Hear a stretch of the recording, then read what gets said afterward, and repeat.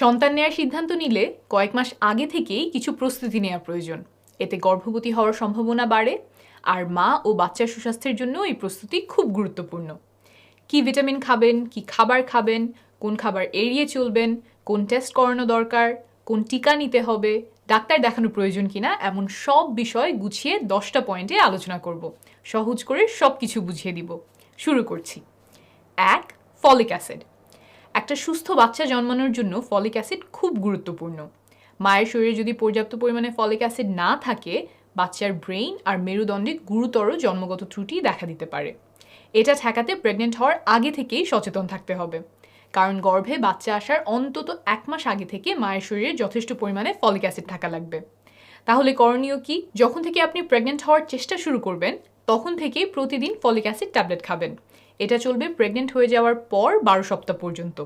Pregnant হওয়ার আগে থেকে যদি আপনি ফলিক অ্যাসিড না খেয়ে থাকেন, তাহলে যখন জানবেন আপনার গর্ভে সন্তান এসেছে, সেই দিন থেকেই খাওয়া শুরু করবেন। ডোজ হবে 400 মাইক্রোগ্রাম। কিছু ক্ষেত্রে বেশি ডোজে খাওয়া লাগতে পারে, যেমন এই কারণগুলো থাকলে। এগুলোর কোনোটা আপনার সাথে মিলে গেলে একজন ডাক্তারের সাথে পরামর্শ করবেন যে আপনার জন্য বেশি ডোজে ফলিক অ্যাসিড লাগবে কিনা। কিছু খাবারেও ফলিক অ্যাসিড আছে, যেমন পালং শাক, পাতাকপি ইত্যাদি, কিন্তু প্রেগন্যান্সির জন্য যতখানি ফলিক অ্যাসিড প্রয়োজন সেটা শুধুমাত্র খাবার থেকে নেওয়া মুশকিল, তাই আলাদা করে ফলিক অ্যাসিড ট্যাবলেট খাওয়া প্রয়োজন। 2. টিকা।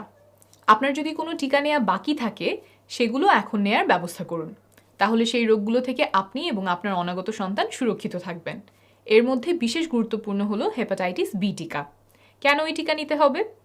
গর্ভবতী অবস্থায় যদি আপনি হেপাটাইটিস বি ভাইরাসে আক্রান্ত হন, তাহলে মারাত্মক রোগ দেখা দিতে পারে এবং আপনার কাছ থেকে আপনার সন্তানও এই ভাইরাসে আক্রান্ত হতে পারে। যাদের জন্ম 2003 সালের আগে হয়েছে বাংলাদেশে, তারা ছোটবেলায় এই টিকা পাননি।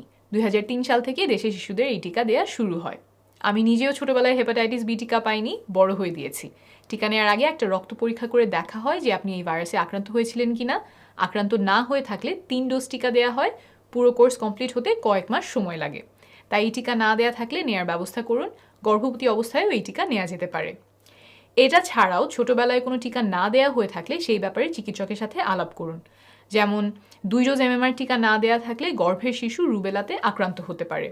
ফলে তার হার্ট, ব্রেইন, চোখ, কানে সমস্যা হতে পারে, এমনকি গর্ভপাতও হতে পারে। এই টিকা গর্ভবতী নারীদেরকে দেয়া যায় না, তাই আগে থেকেই নিয়ে নিতে হয়।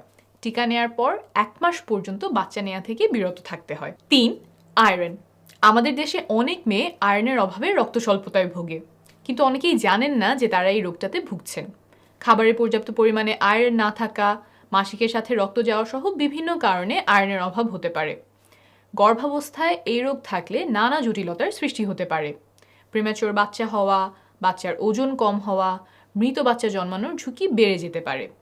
সুখবর হলো এই রোগটা চিকিৎসা করে সম্পূর্ণভাবে সারিয়ে তোলা সম্ভব। সাধারণত কয়েক মাস আয়রন ট্যাবলেট খেতে হয়। তাই আপনি যখন বাচ্চা নেওয়ার পরিকল্পনা করছেন, তখনই ডাক্তারের সাথে পরামর্শ করবেন। খুব অল্প খরচের একটা রক্ত পরীক্ষা করেই দেখা যায় রক্ত স্বল্পতা আছে কিনা, আয়রনের লেভেল ঠিক আছে কিনা। তারপর প্রয়োজন হলে তখন থেকেই চিকিৎসা শুরু করা যাবে। 4. Vitamin D. ভিটামিন ডি আমাদের হাড়, দাঁত, মাংসপেশি সুস্থ রাখতে সাহায্য করে। গর্ভের বাচ্চার হাড়, দাঁত সহ বিভিন্ন অঙ্গের সুস্থ গঠনের জন্য ভিটামিন ডি প্রয়োজন, কিন্তু আমাদের অনেকের শরীরেই ভিটামিন ডি এর অভাব রয়েছে। 2011-12 সালে একটা জাতীয় জরিপে দেখা যায় যে বাংলাদেশে প্রতি 4 জনে একজন নারীর ভিটামিন ডি এর ঘাটতি আছে। শুধু খাবার থেকে ভিটামিন ডি এর অভাব পূরণ করা যায় না। সাধারণত রোদে গেলে শরীর ভিটামিন ডি তৈরি করে নেয়। রোদে না যাওয়া, রোদে গেলেও শরীরের প্রায় সবটুকু কাপড় দিয়ে ঢেকে রাখা, চামড়ার রং ইত্যাদি কারণে অনেক নারীর ভিটামিন ডি এর ঘাটতি থাকে।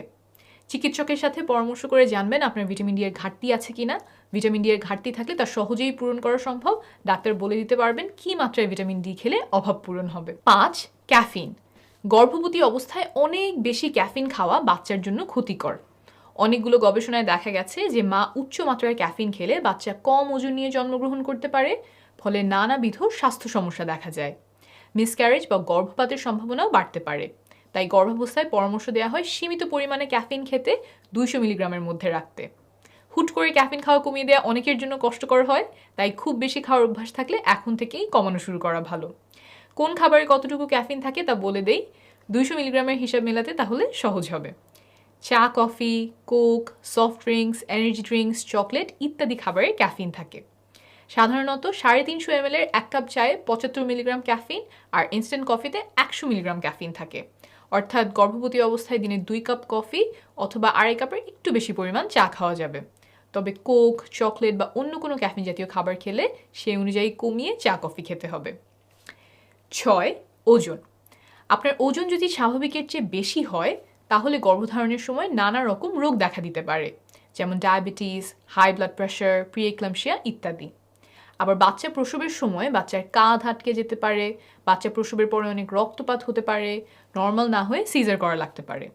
ওজন স্বাভাবিক থাকলেও এই সমস্যাগুলো দেখা দিতে পারে, কিন্তু ওজন বেশি হলে ক্ষেত্রভেদে এগুলোর সম্ভাবনা 2 গুণ, 3 গুণ, 4 গুণ বেড়ে যায়। আবার ওজন যদি স্বাভাবিকের চেয়ে কম হয় তখনও কিছু সমস্যা দেখা দিতে পারে, যেমন বাচ্চা প্রিম্যাচিওর হতে পারে, অর্থাৎ সময়ের অনেক আগেই প্রসব হতে পারে, বাচ্চার ওজন কম হতে পারে। তাই গর্ভধারণের আগে মায়ের স্বাভাবিক ওজন থাকা খুব গুরুত্বপূর্ণ, কমও না বেশিও না। যখন আপনি বাচ্চা নেওয়ার পরিকল্পনা করছেন আপনার ওজন মেপে দেখবেন স্বাভাবিক আছে কিনা। এটা বোঝার জন্য সাধারণত আমরা দেখি উচ্চতা অনুযায়ী আপনার ওজন ঠিক আছে কিনা। এই মাপকে বলা হয় বডি মাস ইন্ডেক্স বা বিএমআই।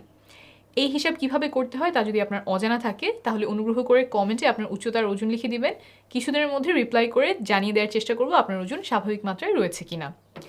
ওজন যদি স্বাভাবিকের চেয়ে কম বা বেশি হয় তাহলে সেই অনুযায়ী পদক্ষেপ নেবেন। আর একটা কথা মনে রাখবেন, যদিও অতিরিক্ত ওজন নিয়ে গর্ভধারণ করলে ঝুঁকি বেশি, কোনোভাবেই গর্ভবতী অবস্থায় ওজন কমানোর চেষ্টা করা যাবে না। 7. স্বাস্থ্যকর খাবার। আমাদের প্রত্যেকের সবসময় স্বাস্থ্যকর খাবার খাওয়া উচিত, তবে আপনি যখন বাচ্চা নেবেন বলে ঠিক করেছেন তখন স্বাস্থ্যকর খাদ্যাভ্যাস গড়ে তোলা খুবই গুরুত্বপূর্ণ। খাওয়ার সময় দেখা যায় আমরা ভাতটাই বেশি খাই, প্লেট ভর্তি করে ভাত নিয়ে সাথে অল্প তরকারি নেই, কিন্তু এভাবে খেলে শরীরের যা পুষ্টি দরকার তা পূরণ হয় না। তাহলে কি করতে পারেন? প্লেটে আগে ভাত না নিয়ে আগে বেশি করে সবজি নেবেন। চেষ্টা করবেন প্লেটের অর্ধেক শাকসবজি আর ফলমূল দিয়ে পূরণ করতে। খাওয়ার সময় অবশ্য আমরা সাধারণত প্লেটে ফল নেই না, খাওয়ার আগে বা পরে বা নাস্তায় যে ফল খাবেন চিন্তা করবেন সেটুকু প্লেটে রাখলে সবজির সাথে ফল মিলে প্লেটের অর্ধেক ভরে যায় কিনা। তারপর প্লেটের 4 ভাগের 1 ভাগে নেবেন আমিষ জাতীয় খাবার, যেমন মাছ, মুরগির মাংস, ডাল ইত্যাদি। আর প্লেটের বাকি অংশে অর্থাৎ 4 ভাগের 1 ভাগে নেবেন ভাত বা রুটি।